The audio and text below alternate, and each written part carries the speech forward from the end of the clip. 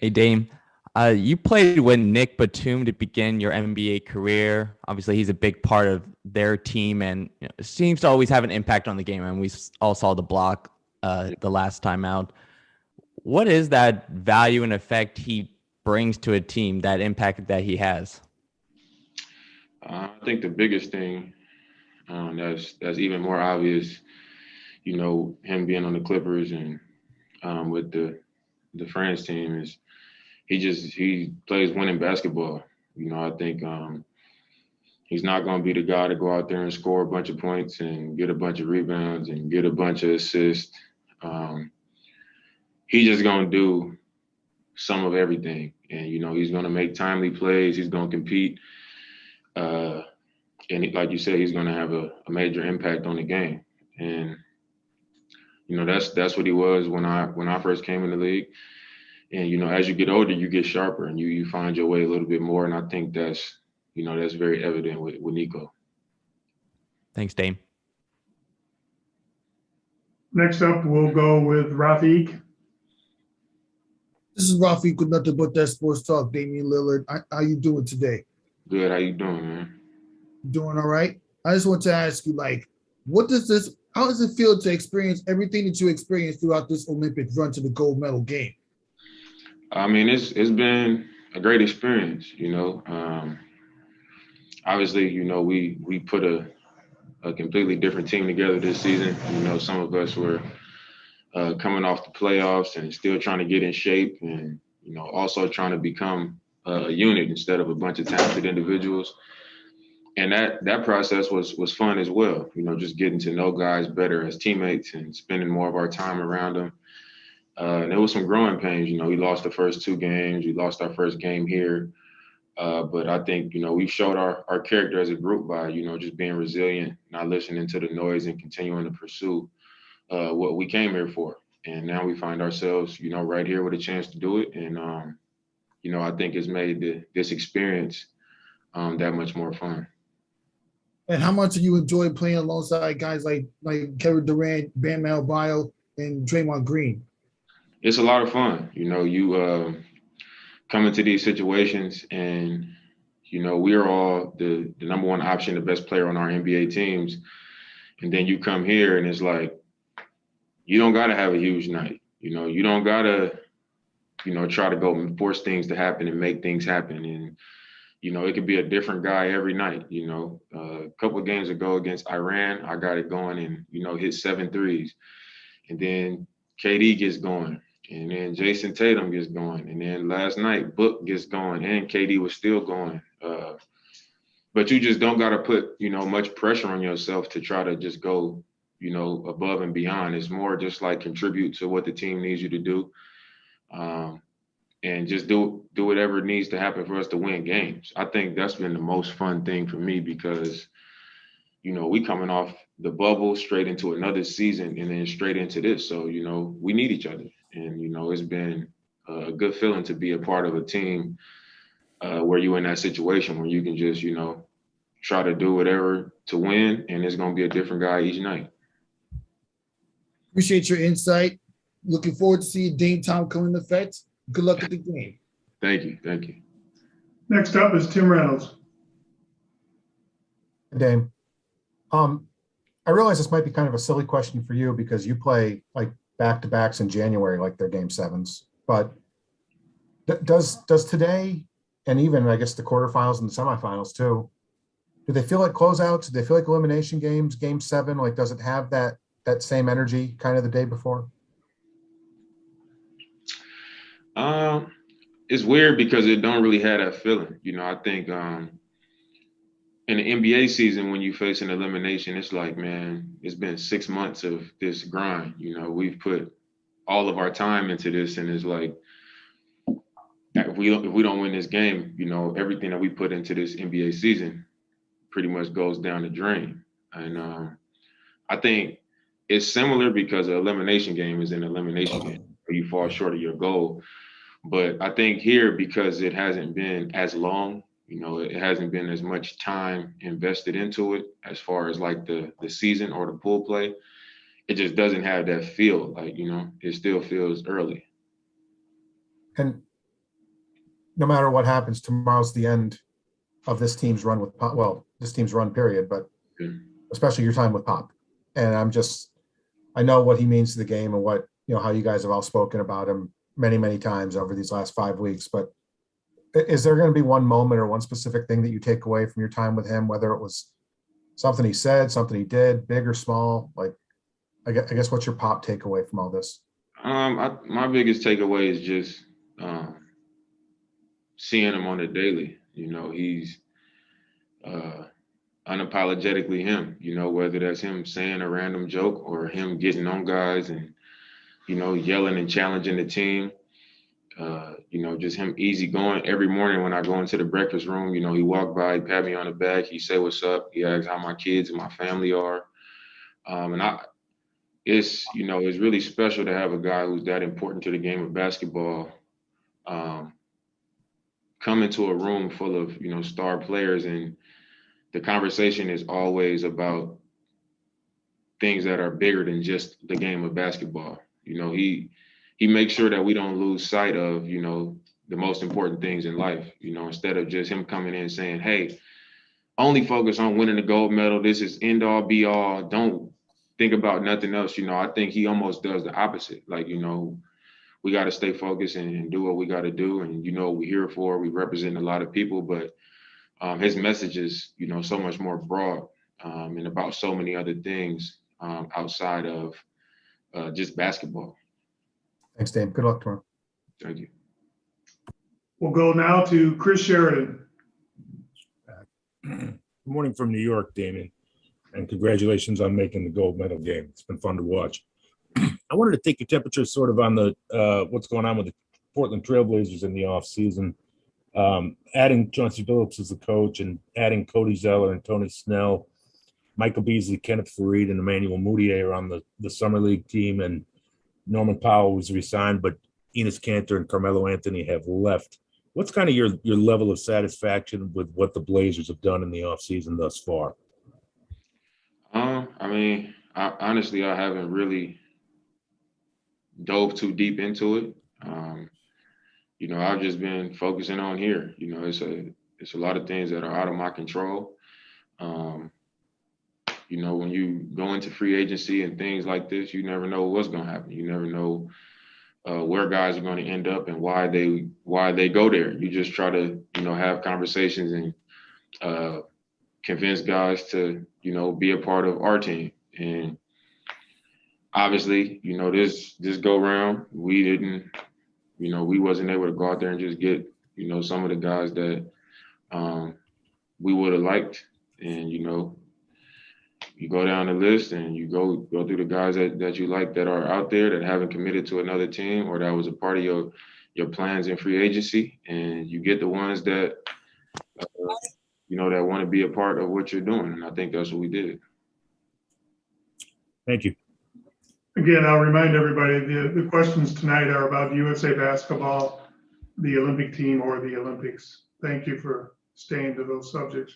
All right, Next, Dwayne Wankin. Thank you. Damian, you mentioned Devin earlier, and I just brings my mind to when you vouched for him to be an all-star a couple years ago. And when you look at him now and maybe how he's grown and developed, what stands out to you, and maybe how happy are you for him that he went from that to now being considered, one of the better players, not only in the league, but that way he's played in the Olympics in the world?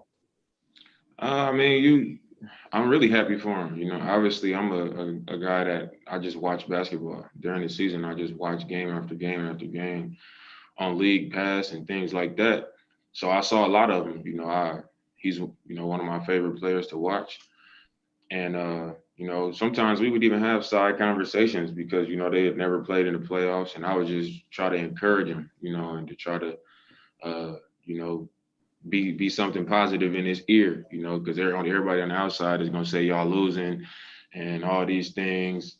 And it's a bad feeling. So to see him continue to grow and come out of that few years of struggle and grow as a player and his team grow as well, you got to be happy for a guy like that, for him stay down when all those things were happening. And then, you know, they have a great run in the bubble and they come back this season and put a really good team together. And, you know, he finds himself 2 games away from his first ring. So, you know, then he comes straight from that to here, you know, which also shows a lot of character. You know, he made a commitment and he stayed true to it regardless of what the outcome was. And, you know, he's come here and had a major impact on, you know, us being in this game tomorrow. Quick follow, Damian. You've played in so many huge games, but how do you approach this? I know you were talking about Pop and him, how he views viewing the games, but like, how are you approaching this mentally? Because you've been in so many big games, but it's kind of like a game, like an elimination, but then it's not. I mean, I guess eliminating all that. How do you approach a game like this, and what's your approach going to be for a game like this? I mean, I think what you said, you know, I've been in so many big games in my career that I think you got to lean on that experience, you know, and you just focus on the preparation. You know, today I got some good work in after we did our walkthrough in practice and got a good sweat in. Got in the cold tub. I'm gonna get in my Normatec and, you know, hydrate, get some rest, get some sleep. It's an earlier game tomorrow. And that's the biggest thing, I think, for guys that have done it for a long time and have played in big games. It's all about the preparation so that you feel as good as you can possibly feel and you as clear as you can possibly be going into it, because everything else is taken care of. You know, this is what we do. And we going, you know, I'm going into another big game, but I'm going into it more well-equipped than I've ever been. You know, I'm going out there, you know, I look to my right and it's Kevin Durant. And I look to my left, right, Booker, and then I look to the other side of him and it's Drew Holiday, and the other side of him and it's Jason Tatum and Draymond Green and Bam Adebayo. You know what I'm saying? Zach LaVine. Right. You know, I take a lot of comfort in that and knowing who I'm stepping out there with, and also knowing that, you know, we're prepared for it and we've had the experience in these big games, and you know that's all you can do. Thanks, Damon. Good luck. Appreciate it. Next up is Mikey Damagala. Hey, Dame. Mikey Damagala here of Inside Buzz. Was that first loss to France kind of meant to be? You guys got punched in the jaw, knocked down. Now you're back in Hungary, 4-0 since. Give me your thoughts on that. I mean, I thought we, you know, I think we was up 7 in the fourth quarter of that game with, you know, maybe 3.5 minutes left. So we had control of the game. I think we just kind of eased off the gas. And, you know, they hit a 3 here, hit a 3 there. We miss a shot. They come down, they take the lead, you know, and we end up in a back and forth game to where, you know, if 1 or 2 bounces don't go your way, you end up with the result that we ended up with because, you know, we messed around with the game. But I think, you know, that was definitely a game that put our backs up against the wall. And it, you know, it made us lock in a little bit harder. It made our urgency go up a little bit harder. You know, and our minds and hearts got into it, I think, a little bit more after that. Like, all right, you know, it's on now. We gotta strap in and lock in and really, you know, do everything that we can to make sure that we take care of business. And I feel like, you know, that's been the mentality since that point. So I guess it was kind of a wake-up call. Yeah. And, you know, Bam said it before, Lucas said it in the past, that it's easier to score in the NBA rather than, you know, international play. What are your thoughts on that as one of the greatest scorers ever? I can see why. You know, a lot of the best scorers in the NBA, they score from 3 and they get to the rim and they get fouled. And in FIBA, you know, there's not as many foul calls. You know, you're going to get away with a lot more. It's more physical. And there's also no defense with 3 seconds. So the paint is usually more crowded. So, you know, forcing it into the paint is usually just playing into a crowd. The referees aren't going to give you the benefit of the doubt with a whistle. And, you know, it's hard to play in the crowd. You know, to score in the crowd, people that's just sitting in the paint, that's tough. So I think that definitely makes it harder to score. And when you're playing with FIBA rules as opposed to the NBA where a lot less contact is allowed, there's defense of 3 seconds. You know, it's so many things that are different that allow the scoring to be, you know, a little easier in the NBA. All right, Dane, thanks. Good luck tomorrow. Thank you. Next up, we'll go to Andy. Hi, Dame. Hope you're well. These have been pretty different Olympics, given the lack of a large audience. How has the support for you guys felt, in part from far away, maybe through social media, messages, possibly video calls? How has that played a part this time? And has there perhaps been an even bigger role in the camaraderie that you guys have built as a team that you guys give each other in Tokyo? I mean, I've been saying it the whole time we've been here that, it's as great of an experience that it's been. It hasn't been the full experience, because you don't get the crowd. You don't get that energy up, in that atmosphere that's created at a basketball game, especially basketball games where you got one country playing against another country, playing with all this pride, having people that they want to win and want to lose. You kind of miss out on that. Even in the opening ceremonies, we walk out in this big stadium and, there's so many people working and so many people that's, making this event happen, but there's no people in the crowd. And it's like, man, this would be so crazy if it was people, because this is the biggest stadium I've ever seen in my life, So I can only imagine what that experience would have been like. And even in the arena that we've been playing in, it's probably the biggest arena that I've played in, and it's no fans. So we've definitely had to create our own energy, cheering on the bench, making sure that we communicating loud and communicating often, and staying in each other's ear and keeping each other hyped up and in the moment. And, that's been a process as well. But I think, right now we're at that point where like we've started rolling, we cheering each other on, we creating our own energy and feeling good about what we're doing on the floor. Thank you, Dame, and good luck tomorrow. We've got time for 3 more questions. Go ahead, Josh Coyne. Hi, Dame. Josh Coyne of Double Clutch UK. I spoke to Bam about this already, but beyond Pop, you're working with a large group of high-level coaches from day to day. Could you tell us about your experience working with the coaching staff? It's been really cool. I've played my whole career for one coach, Terry Stotts, and those 9 years was a great 9 years. We had a great relationship.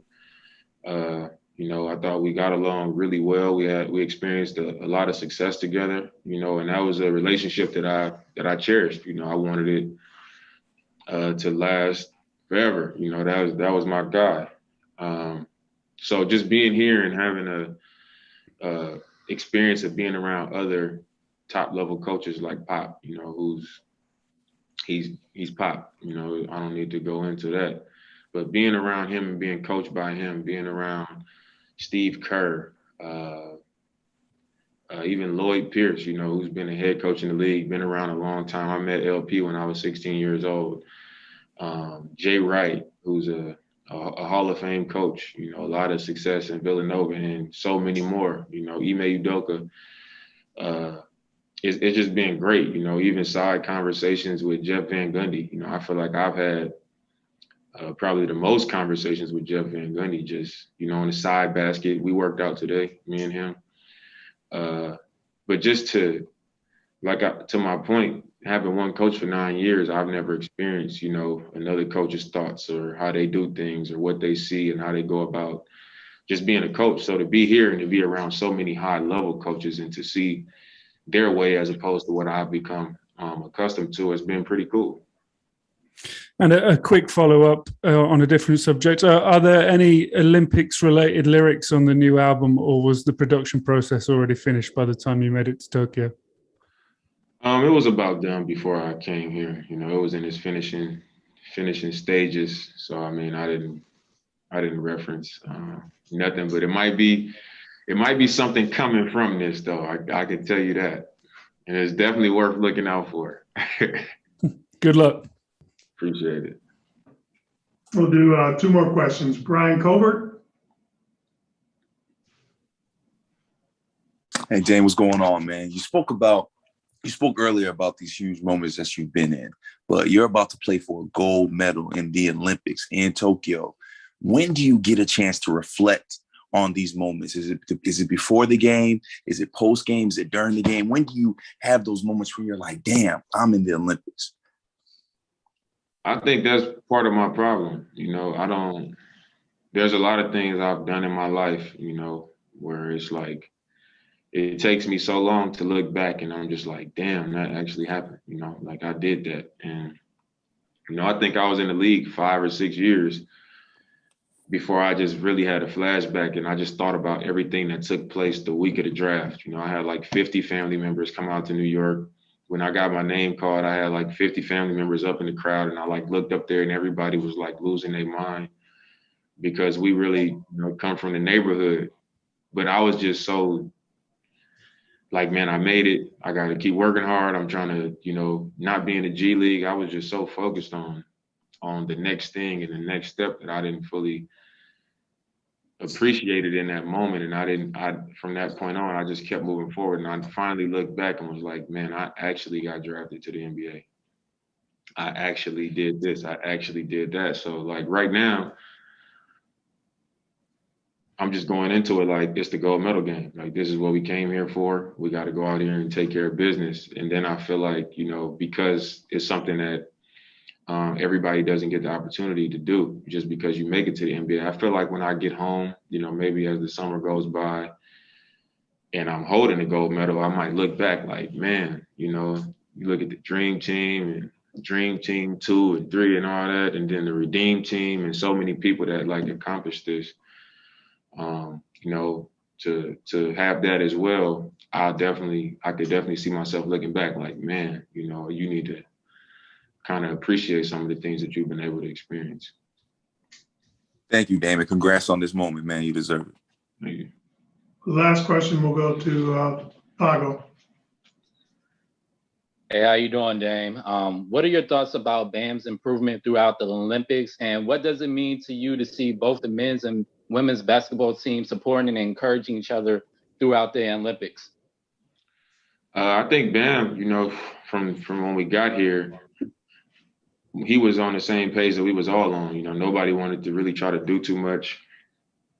And, I think it made it harder for us because everybody was just making the one extra play that didn't need to be made. And then it was like, we got to be aggressive. And then we was doing the opposite, maybe a little bit too far in the opposite direction. But I think Bam has, just kind of found his place on this team, where it's like set screens, you roll. If nobody's there, you got to go dunk the ball, but you got to be able to make plays because we got shooters out there. And in FIBA, they like to hug the paint. So they're going to be collapsing on the ball. And, he's a good passer, so you got to see the next play. And I think he's figured that out because he's getting it out quicker and quicker.